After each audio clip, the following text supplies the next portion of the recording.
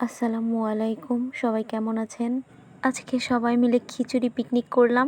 সবাই মিলে কোনো কিছু করার মজাই আলাদা। মাংস খিচুড়ি মূলত একেকজনে একেক রকম রান্না করে, তো আমরা আমাদের মতো করেই রান্না করেছি। এরকম রান্না বাড়ার আয়োজন আমরা প্রায়ই করে থাকি।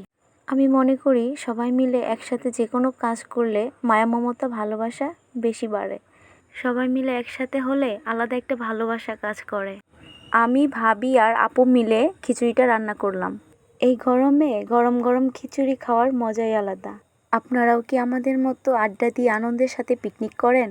আমাদের মতো আনন্দ সহকারে পিকনিক বা জুলাপাতি করতে কে কে ভালোবাসেন আমাকে কমেন্ট করে জানাবেন। আনন্দ করতে ছোট আর বড় লাগে না।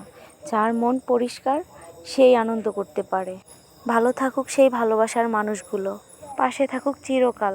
অনেক কথা বলতে বলতে আমাদের খিচুড়িটা রান্না হয়ে গেল। আজকের মতো এই পর্যন্ত, টাটা।